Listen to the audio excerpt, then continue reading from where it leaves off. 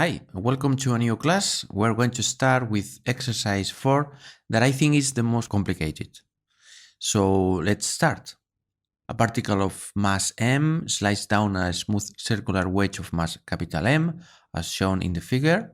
The wedge rests on a smooth horizontal table. Find the equation of motion of M and capital M and the reaction of the wedge on M. If the wedge were stuck to the ground, then the only possible movement would be like this, the particle moving along this circle, but since the wedge is not attached to the ground, then it's going to move like this.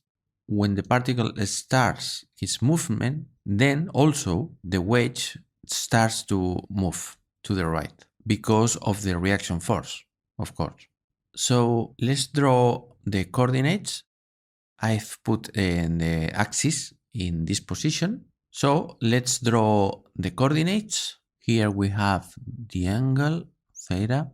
We can call capital R, but let me call it small r, because to solve this exercise, it's better to consider that small r changes, even though in the end it will not, because there is a constraint. The constraint is, of course, small r equals capital R equals constant. But let's forget for a moment, as I said, to solve the problem. Let's call this distance from here to here x. Then the position of the particle will be, the x component will be x, which stands for this distance, this other distance, that is r cosine theta. The y component will be minus, because the positive direction is upwards. It will be minus r sine theta. And remember, we consider here, for the moment,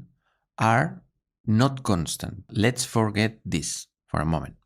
Okay, the velocity will be the time derivative of the r vector, namely x dot plus r dot cosine theta minus r theta dot sine theta and minus r dot sine theta minus r cosine theta, and let me make some space here to write down theta dot. Let's compute b squared. It will be, let's see, let's consider this the first term and this the second term in the square.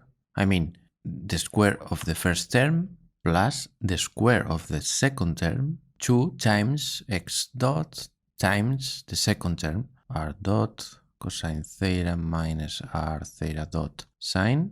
Okay, we've computed the x component and now the y component. This minus can be cancelled out, and then we have square of the first term plus the square of the second term plus 2 times r dot sine r theta dot cosine.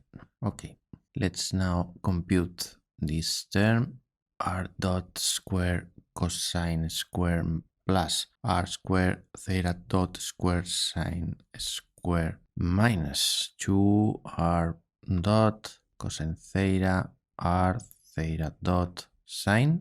And let's copy, and now let me do this. We put here the first term. We've calculated now this term. Let's write this expression, plus 2x dot r dot cosine theta, okay, minus 2x dot r theta dot sine theta, okay, plus all this. Let's see if we can simplify a little bit. We have x dot here, and we can factor out r dot square, and we have minus 2r dot, yes, can be cancelled out, this term with this other term, correct. Okay, we can also factor out plus r squared theta dot square, okay, and the remaining terms are plus 2x dot r dot cosine theta minus 2x dot r theta dot sine theta. Okay, we can now write the kinetic energy. The kinetic energy will be m/2 times all this. This kinetic energy is for the particle, the red particle.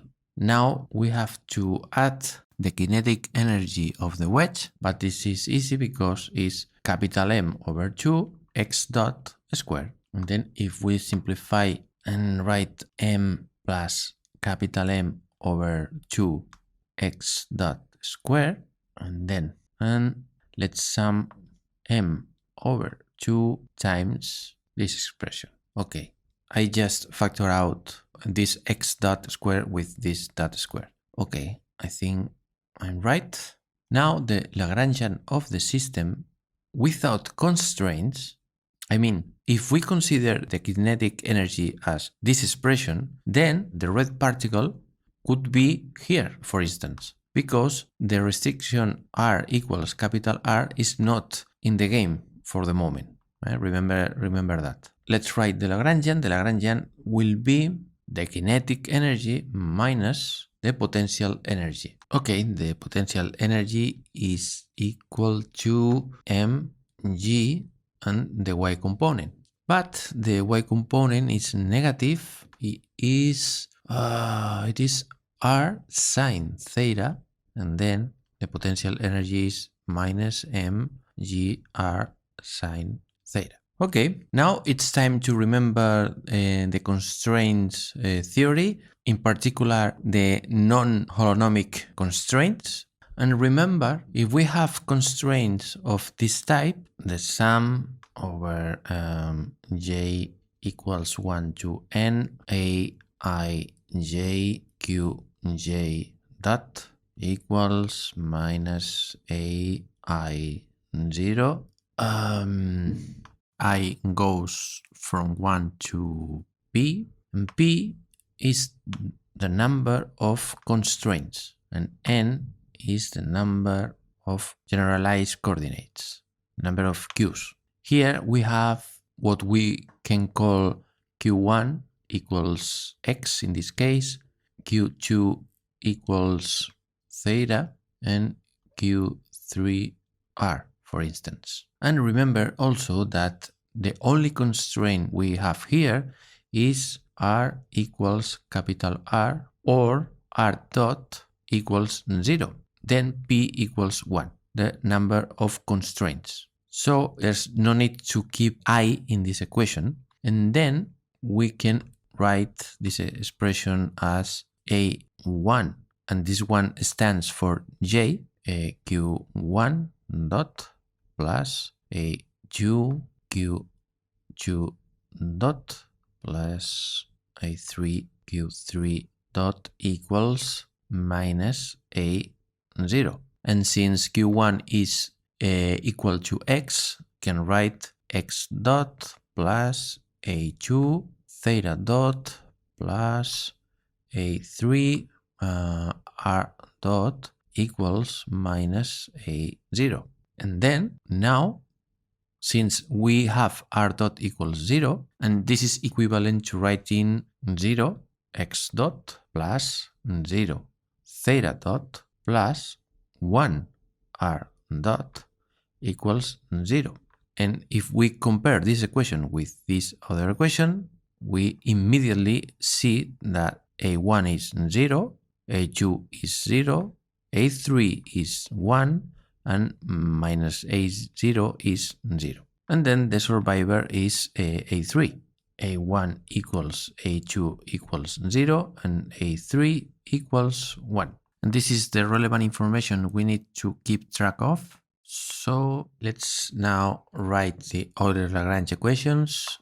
dt partial derivative of L with respect qj dot minus partial L partial qj equals the sum from I going from 1 to p lambda I a I j. But as I said, p equals 1, and then the I index is irrelevant, and the sum is just one term.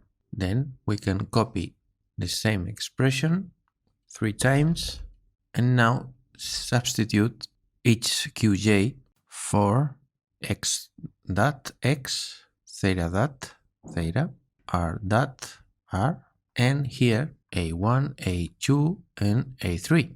But knowing this, these two terms cancels out, and a3 is just 1. And these are the Euler-Lagrange equations for our problem, including the constraint r equals capital R. Okay, let's start with the first equation. First thing we notice is that L doesn't depend on x, and so partial L with respect to x equals 0. Then this term cancels, and we can say partial L partial x dot equals a constant a. Let's calculate this derivative. We have m plus capital M x dot plus m over 2 2r dot cosine theta minus 2r theta dot sine theta. We can cancel both 2's with these two, and this expression equals to capital A, where A is a constant. But now, since we've calculated the equation of motion, now we can substitute the constraint r equals capital R and r dot equals 0. This cancels this term, and we can delete small r and write capital R. To simplify things, we are going to choose that the initial conditions are the initial velocity at t equals 0 and the angular velocity, the same initial time, will be equal to 0. If we consider these initial conditions, then if we substitute 0 and 0, implies that this constant must be also equals to 0. And then we have our first equation of motion, this m plus m x dot equals mr theta dot sine theta. We can delete this equation, and now it's the turn of this equation. Let's calculate the partial derivative with respect to theta dot. It will be m over 2r square theta dot minus 2x dot r sine theta. And notice that we cannot substitute r equals capital R in here because we still haven't finished the calculation. Let's cancel these two and these two with these two. Let's compute dt partial L partial theta dot. It will be m 2r r dot theta dot plus r square theta dot dot minus x dot dot r sine theta minus x dot r dot sine theta minus x dot r theta dot cosine theta. And now we can substitute the constraints because we're done. This implies that this term cancels out, this term also cancels out, and this is capital R and capital R, and also here. The remaining terms are then, let's compute now partial derivative with respect to theta, and it is m over 2 minus 2x dot r dot sine theta minus 2x dot r theta dot cosine theta plus mg r cosine theta. Let's substitute the constraints. Then we can delete this expression and substitute r by capital R, and here also cancel these two with these two, then minus m and this expression. Now we delete this equal and write equals here. Namely, this expression must be equal to this expression. And then if we do this, we have the final equation. Let's simplify this m with this, with this m, delete this parenthesis, and this term and this term are equal, and then we can delete them, and finally we obtain a more comfortable expression. Let me simplify one capital R here and here and here to simplify it even more. Okay, finally let's compute the Euler-Lagrange equations for R. Let's see, partial L with respect to R dot equals m over 2 R dot plus 2x dot cosine theta, and that's it. And dt partial L partial R dot will be, let's cancel the 2's. Okay, we will have m R dot dot plus x dot dot cosine theta plus x dot theta dot minus sine theta. Let's compute now partial L with respect R. It will be m over 2 2r theta dot square minus 2x dot theta dot sine theta plus mg sine theta. Okay, and then we can now substitute into the Euler-Lagrange equations. Let's see. First of all, we have the first term minus the second term with a minus here equals lambda. Let's now substitute R by capital R and R dot equals 0. If we do this, we can delete R dot dot and capital R here, and that's it. Yes, that's it. We can write m and delete this m and delete this 2 and this 2 with this 2, and let's put m inside the parentheses and here also, and let's change the sign. The final three equations are then the green equation for x, the blue equation for theta, and the last equation we've already found out. Let me put lambda to the left, and now we have to solve these three equations simultaneously. By the way, this term cancels with this term. Let's delete them. Let's work a little bit this equation, because if we derive this equation with respect to t, we obtain a useful relation. Theta dot dot sine theta plus mr theta dot cosine theta times theta dot, namely square here. We now isolate theta dot dot from here, and we have 1 divided by r x dot dot sine theta plus g cosine theta.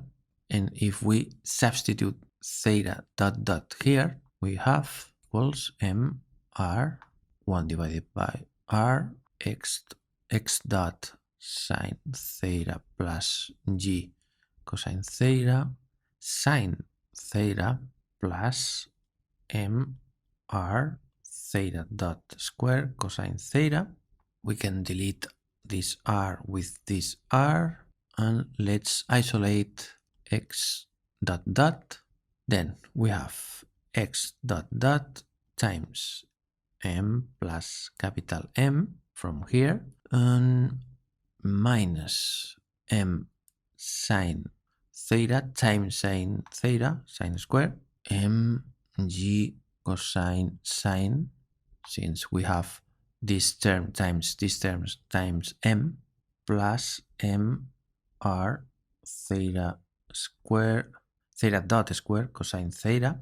And this term with this term equals m times 1 minus sine square, namely cosine square. Okay, and then we have capital M plus m cosine square theta, and finally x dot equals m g cosine theta sine theta plus m r theta dot square cosine theta divided by capital M plus m cosine square theta.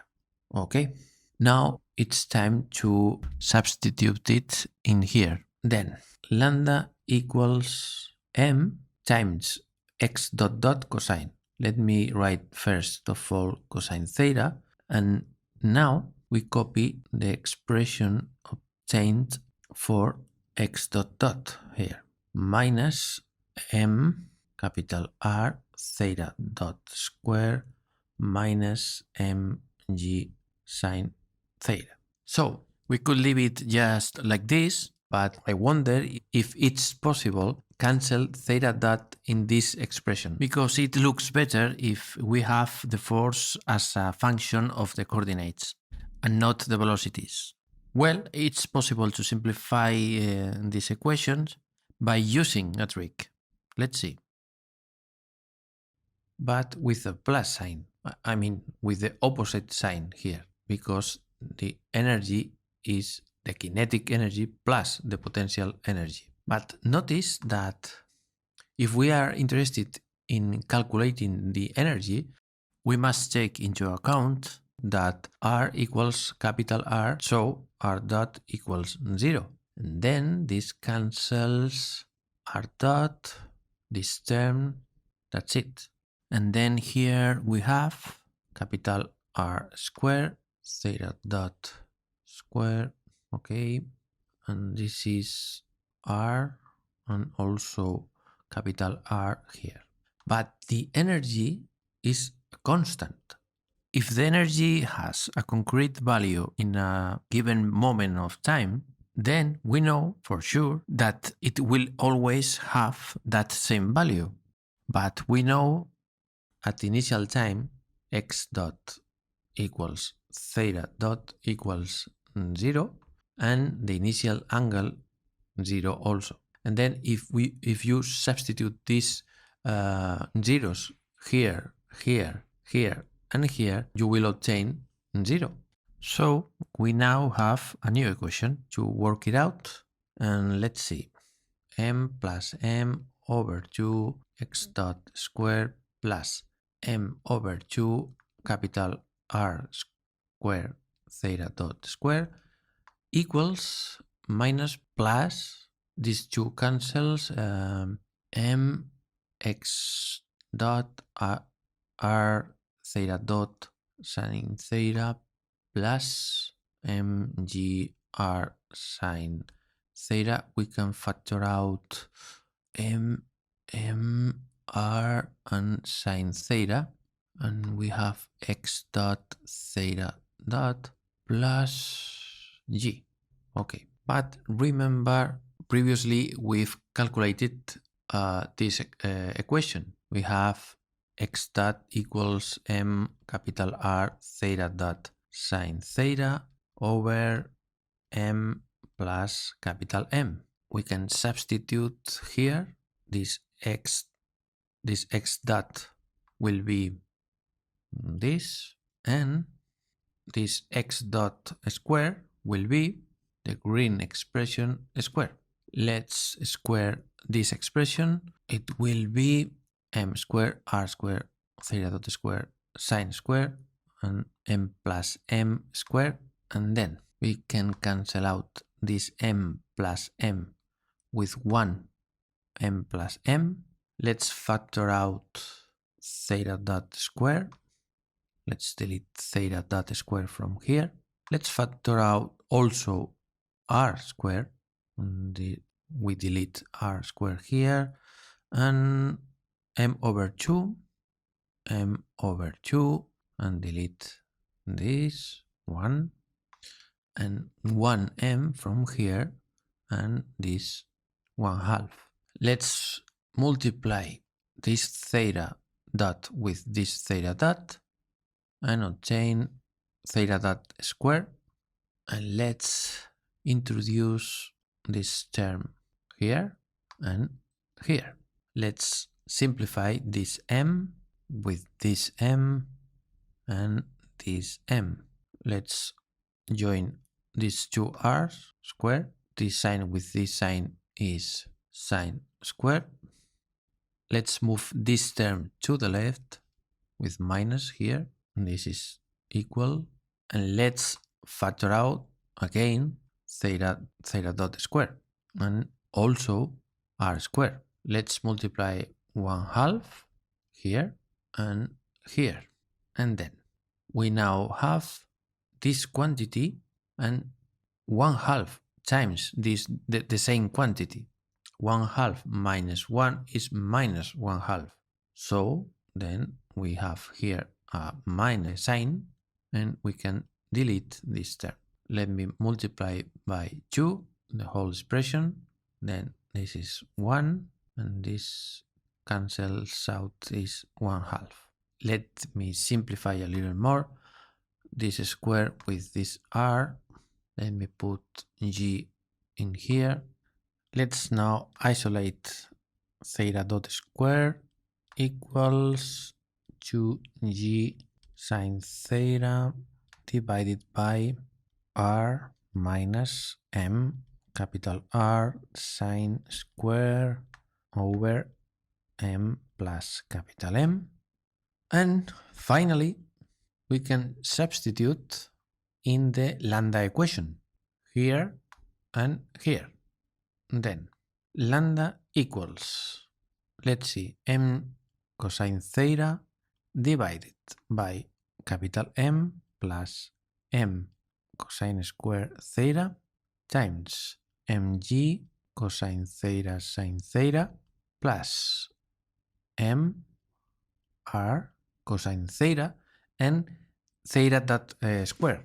Namely, let's continue, minus m r and theta dot square. Let's put this expression minus mg sine theta. Well, and although it seems very difficult, it can be simplified. Let's see. Let's factor out mg cosine sine. We put 1 here and mg cosine sine. We put r here, the plus and the 1 and the factor. Let's factor out now mg sine theta. Now let's delete this r with this r and this r, 1 here and the same thing here, r and 1. Let's factor out this minus sign and then this factor equals this factor and then we can factor out. Let's see if we can simplify a little bit. This is 1 minus m sine square theta m plus m and the whole quantity times 1 plus 2. And then we find that it is 3 minus m divided by m plus m sine square theta. Let's substitute. Let's sum these two guys. M cosine square minus m plus m cosine square divided by m plus m cosine square theta, and this term cancels with this term, and then this is minus capital M divided by m plus m cosine square theta. Let's express this as a 1 minus sine square theta, because this sine square that appears here, maybe we can do something about this because it's similar, isn't it? If we do this, we have the denominator, capital M plus M minus M sine square theta. Let's divide upwards the top, the numerator, by M plus capital M, and also the same thing here and here. Then this is 1, and finally let's put this factor out, and then 1 times this is this, and this is the same as this, and then we obtain this term square. So finally we have the final expression, that is, let's see, minus capital M mg divided by M plus capital M, 3 sine theta minus M divided by M plus capital M sine to the third theta divided by 1 minus M divided by capital M, M sine square square. So in the limit of large values of M, namely when capital M tends to infinity, then this term cancels out and this also cancels out. And this term gives us minus mg. And then lambda tends to minus 3 mg sine theta in the limit of large values of capital M. Okay, let's now investigate if we can obtain the same result by using Newton's method. Because if capital M is bigger enough, then the wedge is fixed, and then we only have to worry about the particle.